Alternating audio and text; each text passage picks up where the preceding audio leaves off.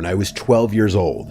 My mom had just started trusting me enough to leave me home alone, so this had to be when I was 12. We live in a peaceful and ordinarily safe little town. Quiet streets, spacious yards, friendly neighbors, and a charming little village with a bunch of shops and restaurants. It really is not a place where you need to look over your shoulder at night if you're walking alone or anything like that. It just feels safe, which is part of the reason my parents trusted me home alone at such a young age. I still live with my parents today in the same house. The night in question, it was a weekend. My parents were leaving me home alone for the night. When we were really little, my grandparents would watch my older sister and I, but since my sister wasn't home for whatever reason, and since I was kind of old enough to be left alone at that age, my parents decided to just trust me by myself. My parents had us young, so they've always been a bit more active in the sense that they'd often travel or go out on the weekends with their friends. They left me some money for pizza for dinner. It was the ideal night for a 12 or 13-year-old. House to myself, video games all night, and pizza for dinner. I used to be obsessed with James Bond video games when I was a kid, so I was playing some game called Nightfire for like my third playthrough on my PS2. After I finished the game again, I decided to order the pizza. There was a pizza place right by our house called Gianni's.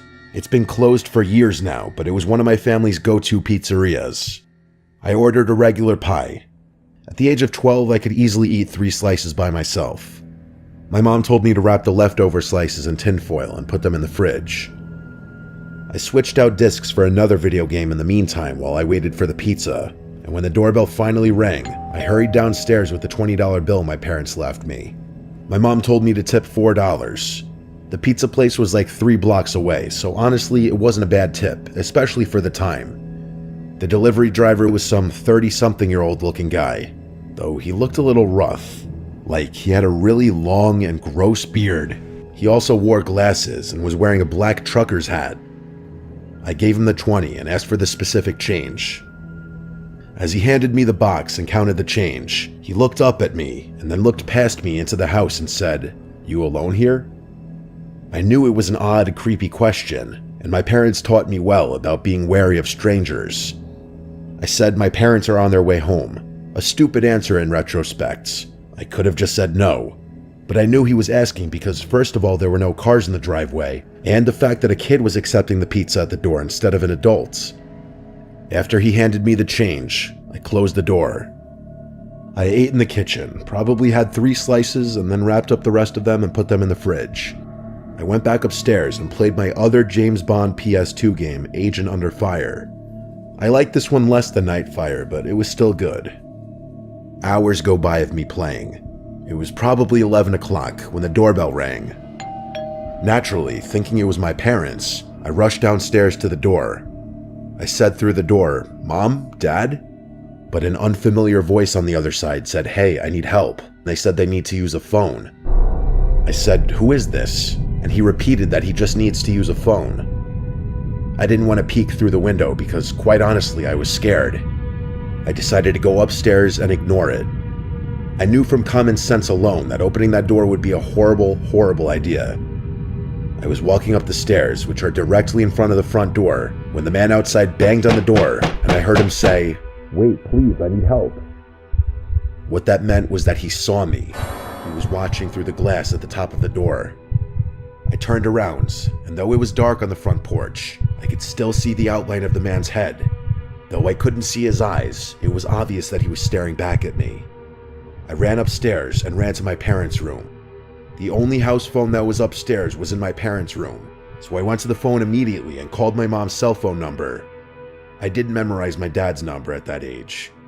My mom picked up the phone, likely under the influence of a few glasses of wine, and then I told her that there's someone at the door asking to come in. This comment likely sobered her up instantly, as I remember her tone shifted dramatically, and she sounded much louder and more concerned. She asked me a few questions. Firstly, if I had answered the man or at all made him aware that I was home, and I told the truth and said yes. I asked who it was. My mom's tone grew more and more concerned. She asked me if for any reason someone knew I was there by myself, and I immediately thought of the pizza guy. I told her that the pizza guy asked if I were here alone, and around this time, the doorbell rang 2 more times. I told my mom in a panic, expressing that the guy would not leave. My mom told me to stay put in their room and keep the bedroom door locked. She said they were calling the police. My mom kept me on the line with her on her phone while they called the police using my dad's phone. They had to leave the restaurant they were in to go outside to better be able to communicate. It was a summer night. The windows were all cracked open to let some air into the house, and through my parents' window, I heard the gate on one side of the house leading to the backyard opening. It opened in a very discreet, gentle-sounding way. I told this to my mom, and she kept telling me to just stay quiet, stay in their room, and keep the lights off. I said quietly into the phone, "What if he tries getting in through the den window?" My mom would tell me to just stop talking and wait for the police. She would continue talking into the phone, feeding me updates from the police and their ETA, reminding me also to not talk. I was starting to calm down just a bit when I heard the unmistakable sound of footsteps downstairs. Footsteps of someone inside the house, wandering around. I whispered this in a panic to my mom, and I heard her scream something into the other phone to the police. Probably something along the lines of, "The man is inside the house, hurry up." My mom told me to hide under the bed and wait there. For my 12-year-old self, it was the most horrific, unreal moment of my life. The only thing keeping me feeling relatively protected was the tiny little lock on my parents' bedroom door. I heard footsteps coming up the stairs. The stairs are by my sister and I's bedroom down the hall. My parents' bedroom is further down. The footsteps faded for a few moments, I'm assuming as the intruder went into our bedrooms, searching. My mom told me the police would force their way in and to not move until they were inside. I heard the footsteps in the hallway coming down this way until they got to the bedroom door, and then they tried pressing down the doorknob only to find it locked. They tried a few times, as if that would somehow magically unlock the door. Then there was a light knocking on the door. But the person on the other side didn't speak a word. They tried the doorknob one more time before I heard the footsteps walk back down the hallway, then down the stairs, and they faded away deeper into the house. I did my best not to burst out into tears the entire time. I didn't even whisper anything into the phone because I was too scared to make the slightest sound. My mom finally told me the police were there, but to still stay put. I was expecting to hear them kick down the door, but instead, I just rather suddenly heard multiple heavy footsteps and a man shouting my name, identifying himself as a police officer. I heard them coming up the stairs, and my mom gave me permission to answer them and unlock the door. There were 2 officers upstairs when I opened the door, and then 2 more downstairs. They didn't have to kick down the front door because the back door was left completely ajar. The back sliding window was also slid completely open, which was the obvious original entry point. I had to talk with the police and tell them everything that happened, including my suspicion of the pizza guy, with my parents listening in on the phone. They were en route home, and by the time they got back, there were only 2 police officers still at the house. With the police report including a note of the pizza guy, they said they'd do their investigation. My parents brought me to Gianni's Pizzeria the next night and asked me to point the guy out if I saw him. When I didn't see him, they asked the manager which employee matched the description of the delivery guy I described. He said that would be Phil, who was currently out doing a delivery. After explaining the whole scenario, he said there's no way that would be Phil and asked us to leave the premises. Long story short, my parents made a big scene in the pizzeria, and they said they would never give them our business again. We went to the car and waited in the parking lot. We waited for almost an hour, and when he never showed up, we left. My parents thought it was because the manager called or texted the employee, which caused him not to show back up, but who knows. My parents contacted a few lawyers who ultimately didn't take the case due to a lack of solid evidence, stating it would be a waste of time, basically. Ultimately, we never did go back to that pizzeria, and it wasn't for a long while after that that my parents felt safe leaving me home alone again, simply because of this incident. Ultimately, I do think it was the pizza guy, or at least someone associated with him, because who else would have known that I was home alone that night?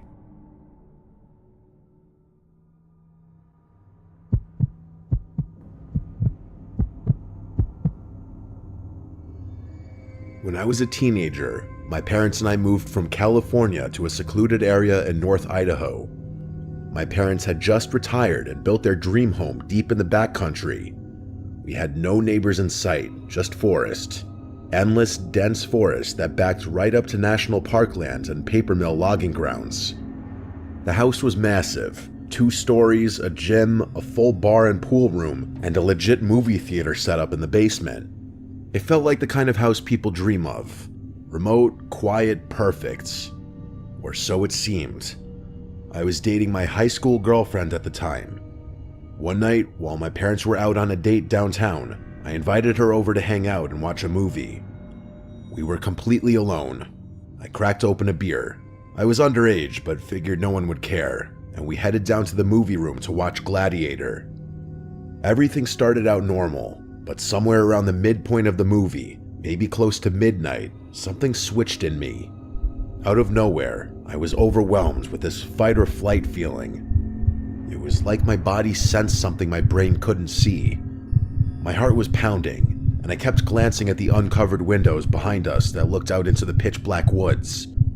I didn't want to freak out my girlfriend, so I kept it to myself. In fact, things got a little heated between us during the movie. But the whole time, I couldn't shake the feeling that we were being watched. I didn't know from where, but I knew. After the movie ended, I walked her upstairs and out to her car. The house was dead quiet again. She drove off, and I turned to go back inside, when I remembered I'd left the bar, pool room, and movie room lights on. So I went back downstairs. I turned off the lights in the movie room first, then paused. My eyes drifted to the large window that looked into the backyard, and that's when I saw him. A man. He looked homeless. Wild hair, filthy clothes, but what froze me in place was his expression. He had the biggest, creepiest smile I've ever seen, with wide, staring eyes that looked absolutely deranged. And in his hand was a knife. He was gently tapping it on the glass over and over. At first, I thought I was hallucinating. I slowly backed away and went to the bar room to shut off the rest of the lights. That room has a sliding glass door that also faces the woods. I flipped the switch and watched in horror as the man calmly walked from the window to the door, still smiling, still staring. At this point, we were less than a foot apart, just the glass between us. He didn't try to get in. He didn't move at all. He just watched me. I went upstairs without a word. Right then, my parents were walking through the door. I told them I think I need to go to the psych ward or something. I swear I just saw a guy with a knife watching me outside. My mom went pale. My dad's eyes narrowed, and without a word, he went to the gun safe, grabbed his rifle, and stormed out to check the property. I asked my mom what was going on, and she said there have been a few break-ins in the area. A guy wandering through the woods trying to get into homes. The description you gave matches exactly. The police were called, but they didn't find anything. No signs of entry, no footprints, just cold black woods. That should have been the end of it, but it wasn't. That night, as I tried to sleep, I could hear a light tapping sound beneath me. My bedroom was on the second floor, directly above the movie room. It sounded like metal gently tapping glass. I tried to convince myself it was nothing. The tapping lasted for hours. This happened night after night for weeks. Sometimes it would stop. Sometimes I'd wake up at 3 a.m. and hear it faintly again. I even thought I heard footsteps on the roof one night. I checked the windows, but I never saw anyone. Still, I couldn't shake the feeling that I was being stalked, watched. Then winter came. My parents had to go out of town for a few days, but they were still nervous about what had happened. Before they left, they gave me a shotgun just in case. We also had a big Rottweiler, sweetest dog you'd ever meet and totally silent, unless something was really there. One night while I was home alone, I heard slow, crunching footsteps in the snow outside, heavy and deliberate. The dog stood up, ears perked, and began growling low and deep at the front door. Then barking, ferocious, loud, and non-stop. He only ever did that when he saw something real. I stayed silent. I didn't want whoever was out there to know I was home. I didn't move. Then came the knock. Slow, hollow, and taunting. I didn't answer. I slept with the shotgun next to me that night. Door locked, blinds drawn, dog at my feet. The next morning, I went outside and saw something that made my stomach drop. Footprints. Fresh human footprints circled the entire house. They stopped at every single window, like someone was trying to look in, searching for me. I followed the prints around the property, and they eventually led into the forest. I followed them maybe half a mile before they started to zigzag, veer off, loop back, like whoever made them was trying to throw me off their trail. I turned back. Something told me it was a bad idea to keep going. That night, the tapping came back, louder this time. I knew it was him. I unlocked my door, grabbed my shotgun, and stepped onto the second-story deck. I flipped on the fog lights that illuminated the backyard. There he was. Same man, same smile, and same dead eyes. He was holding the knife again, staring directly at me like he could see through me. I raised the shotgun and shouted, "If you don't leave, I'll put one right through you." He didn't move or flinch, just stared unblinking, grinning. I fired a warning shot into the air, and that finally got a reaction. He staggered a bit, then slowly backed into the woods, still facing me. That's when I decided to unleash the dog. I sprinted downstairs, threw open the sliding door, and let him loose. He bolted into the forest like a black missile, barking and snarling. I'd never seen him that aggressive. He had a shock collar, so he couldn't go far, but I like to think he chased that guy off for good, because after that night, I never saw him again.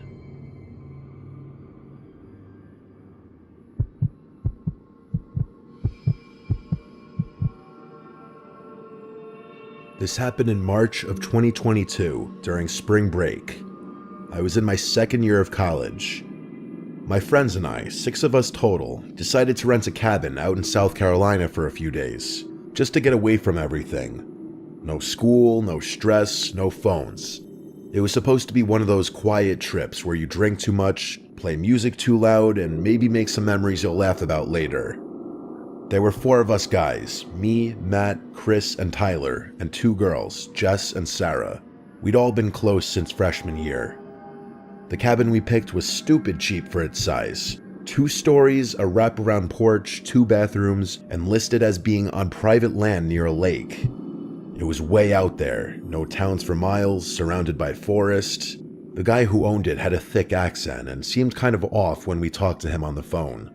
All he said was, "Just don't go wandering too deep into the woods. Some old stuff back there. Wells, busted fences, snakes. You don't want to get turned around." We laughed about it, thought he was just trying to add some spooky southern charm to the trip. But when we got there, it wasn't funny. The drive took forever. GPS gave out an hour before we arrived. The last part of the road was just dirt and gravel, barely wide enough for 1 car. Trees got thicker the closer we got. When we finally saw the cabin, we all kind of went quiet. It didn't look like the pictures. It was older and dirtier. The windows were dusty, and a few of the shutters were hanging off by the hinges. There was this faint smell outside, like old garbage and wet wood. We brushed it off and made jokes, said it just added character. We unloaded, claimed rooms, and started drinking by 7 p.m. The first night was fun. We grilled outside, cranked music from a Bluetooth speaker, and played some card games. By 11, it got cold, so we moved inside. That's when I noticed how dark the woods were. I don't mean just nighttime dark. I mean complete blackness. The porch lights barely lit up more than a few feet, and the trees were so dense it felt like they were pressing in from all sides. No bugs, no wind, just total, heavy silence. We ended up crashing around 2 a.m. I had one of the rooms on the ground floor, right next to the kitchen. Small and just a bed and a window facing the woods. At around 4:15, I woke up. No reason, just wide awake like someone had poked me. I laid there for a second, heart beating fast. Then I heard it. Tap, tap, tap. I thought it was the heater at first, but then it repeated. Steady, non-metallic, non-mechanical. It sounded like fingers. I looked at the window, and there was a man standing there. He was pressed up against the glass, face almost touching it, Pale skin, wild hair, no shirt, just staring in. His mouth hung slightly open like he was breathing through it. His eyes were wide. He didn't blink. He didn't move. He just stood there and tapped, soft and slow, like he was trying to tease me. I felt like my body locked up. Then the tapping got a little faster. I whispered for Matt, who was sleeping on the couch outside my room. I said his name again, louder. He woke up groggy and asked what I wanted. I just pointed. He looked over, saw the man, and immediately jumped up, knocking over the coffee table. That must have scared the guy off, because by the time Matt turned the porch light on and ran outside, he was gone. We all got up. The girls were terrified. Tyler tried to convince everyone it was just some drunk local messing with us. Chris said maybe it was a hunter who got lost, but I knew it was that guy watching me. He wasn't lost. We blocked the doors, moved the couch in front of the big living room window, and took turns staying awake for a few hours. Nothing else happened that night. The next morning, we went outside. There were footprints, bare human footprints circling the entire cabin. They stopped at every window, every single one, even the little one above the upstairs shower. That should have been it. We should have left, but we didn't. We were dumb and stubborn, and we stayed. Night 2 started the same. Drinks, music, fire pit, but the energy was different. Everyone kept glancing at the woods. Jess didn't drink, and Chris kept his hunting knife on his belt. When we finally went inside, we locked every window and double-checked the doors. Around 3:30 a.m., Matt went to the kitchen for water. He stopped in the hallway and called my name. I got up and saw him standing there, pointing. There was someone in the kitchen, the man from before, but this time he was inside, naked. His back was to us, covered in long, raw-looking scratches. He was standing in front of the fridge, staring at it like he didn't know what it was. He made this slow, swaying motion like he was rocking on his feet. Matt didn't speak. He just backed up. We all gathered silently at the hallway entrance. I had a pocket knife. Sarah had the fire poker. Chris grabbed one of the chair legs he'd snapped earlier, trying to be funny. We turned on the light, and the man was gone. The back door was wide open, but it wasn't broken. It wasn't forced. It was just open. We left 20 minutes later. No one argued. We packed only the basics, wallets, keys, phones, and drove through the woods until we had enough signal to call the sheriff. When we met the deputy at a diner off the highway, he didn't look surprised at all. He asked if anyone was hurt, then said, "Yeah, we've had some trouble with folks squatting up in those woods. Not always right in the head." We tried to explain it wasn't just some homeless guy. This man watched us, came back 2 nights in a row, and had a key or somehow got inside. The deputy just nodded like he'd heard it before. When we mentioned the owner, his face almost implied that he knew the guy. The listing disappeared a few days later, completely wiped from every rental site. We never got answers, never got a call. We never even got our deposit back. But that face, the way he looked at me through the window, I still see it sometimes when I wake up at night. We don't talk about that trip much anymore, but as far as I know, none of us have been back to South Carolina since.